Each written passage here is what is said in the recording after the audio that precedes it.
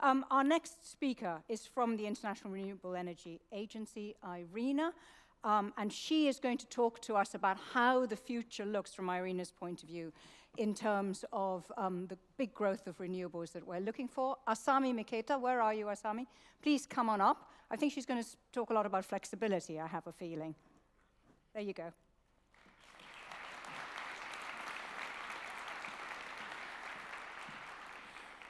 So good afternoon, everyone.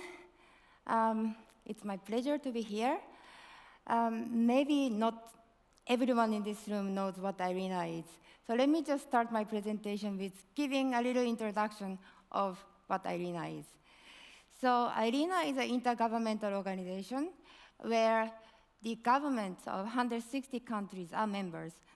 And our mandate is to support members to deploy renewable energy, and also to advocate the role of renewable energy in the clean energy transition. So for today's presentation, I decided to put up my key points up front.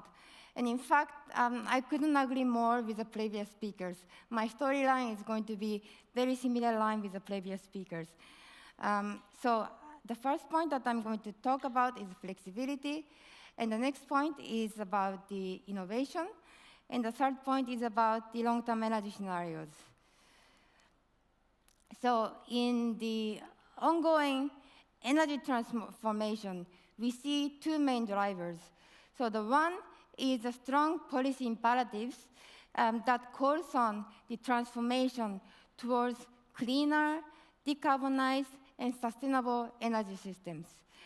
And according to IRENA's renewable energy roadmap towards 2050, we assess that in order to be compatible with the Paris Agreement, 94% of needed emission reduction by 2050 can be achieved by the combined solution of renewable energy and energy efficiency.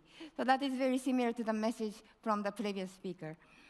The other driver is a very strong business case, a strengthened business case for renewable energy. So this is primarily driven by the improved policy framework to support renewable energy, but also better regulatory framework to foster the innovation in technology and business. And of course, another very strong driver, which was already discussed in the morning, is a dramatic cost reduction of renewable energy, particularly solar PV and wind. We already discussed in the morning that last 8 years, the solar PV cost has dropped 77% over the last 8 years, and for wind, it dropped 30%. We see the end-use sector electrification as a key enabler in this transition. So in this left figure, which is again taken from our renewable energy roadmap towards 2050, we show here is the final energy demand consumption and by fuel types. And yellow part is shown here is electricity. So what this figure basically shows is that the final energy consumption is going to decrease, although the consumption for electricity will increase dramatically. So as a result of this, of course, the share of electricity in the final energy consumption is going to be increased by to 45% by 2050 from the current level of 23%. And on the right-hand side, it shows how this electricity is supplied by which technology. And 85% of this electricity can come from renewable energy. And with solar PV and wind alone to provide 60% of the electricity supply. And the remainder is provided by the gas and nuclear power. So the global share, the average global share of solar PV and wind of 60% is a significant number. And as we all know, that solar and wind are valuable, and it's considered as a valuable renewable energy sources. And to achieve this high level of penetration. Global average of 60% means in some other countries it's much higher. So it is critical to address the issue of variability. And the key solution to variability is flexibility. So in our power system, we already traditionally are already equipped with various sources of flexibility. So for example, the gas turbine with advanced cycling capability, or a flexible renewable energy like hydropower, or the interconnection to regional market, or the pumped hydropower storage. And also, existing power system can unlock the flexibility further by just improving the operational practice and also planning practices. But to achieve higher share of variable renewable energy, you would need to invest more to make our power system supply side flexible. And in order to achieve even higher share of variable renewable energy, it is critical to harness flexibility from every corner of energy systems.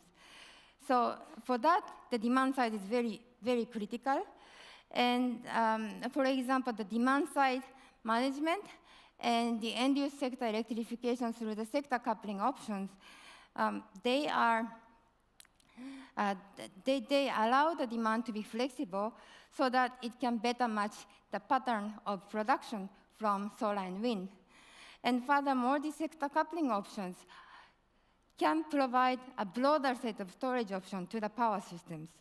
For example, in the heating sector, the thermal storage potential in the district heating system, or the electric water heater in individual household, can provide a greater system flexibility. Electric vehicle can also provide system flexibility by changing the time of charging, or possibly provide additional storage options. And hydrogen, we discussed a little bit in the morning. Hydrogen can be produced from the excess renewable power and can be stored for the later use. So last year, we started to work with State Grid Corporation of China. So this is the biggest utility in the world, to assess technology pathways towards so-called re-electrification. So re-electrification is a concept that signifies end-use sector electrification with renewable energy. So in this study, what we emphasize is that re-electrification is very important, but it's very important to do it in a smart way.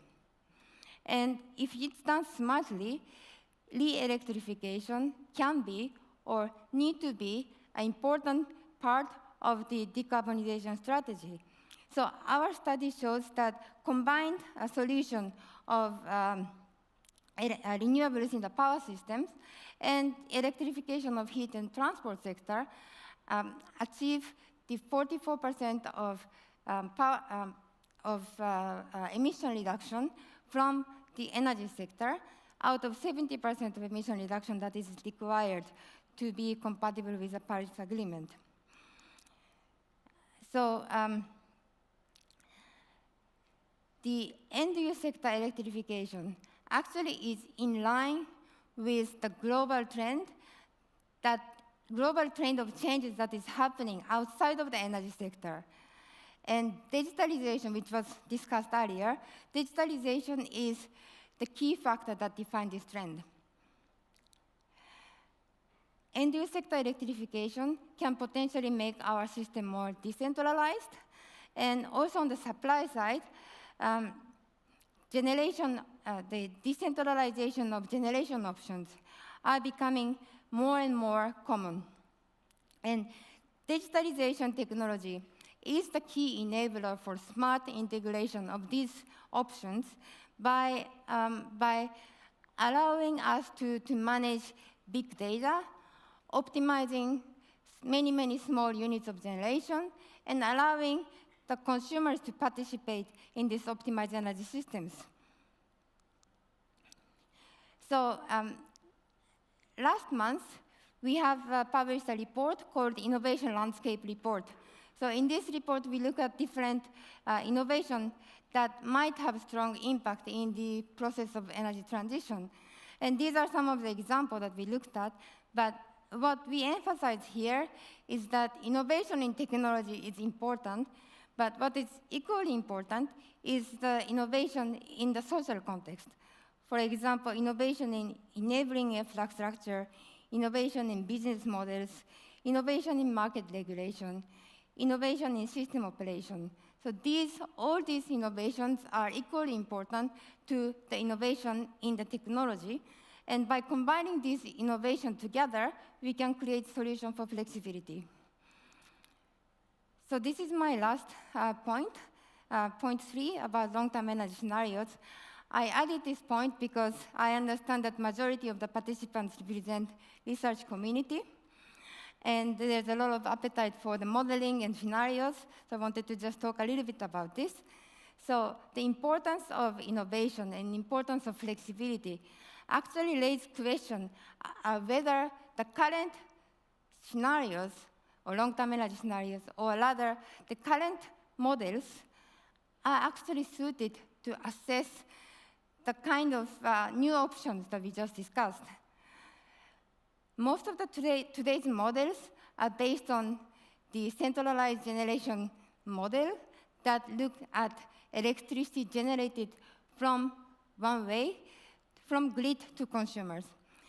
But what we see now is very different world. For example, in our house, we have solar PV on the rooftop, our rooftop, and it tries to maximize the self-generation while connected to the battery and EV, and potentially trying to sell it to our neighbors. And this is a kind of model that was not in the mindset of the model designer 20, 30 years ago. So with this concern in mind, the government of Germany and Denmark initiated a campaign to improve the better use of long-term energy scenarios.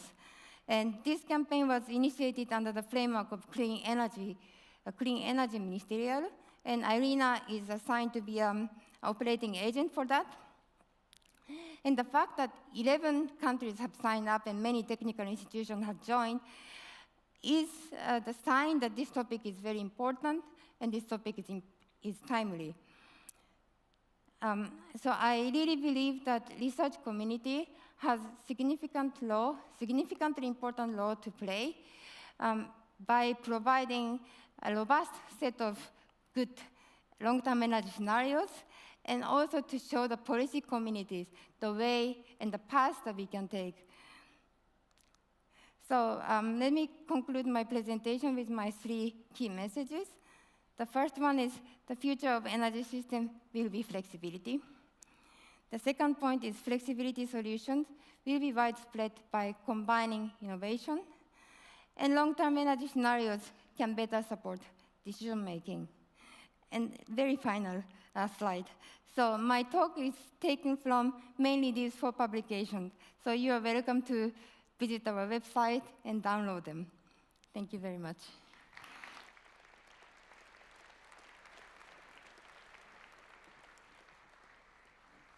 Thanks so much, Asami. So Asami, drawing together some of the threads that we've been discussing all day about the growth and electrification, how does the consumer come into it? Well, through digitalization, decentralization, putting that flexibility in that Asker was talking to us about.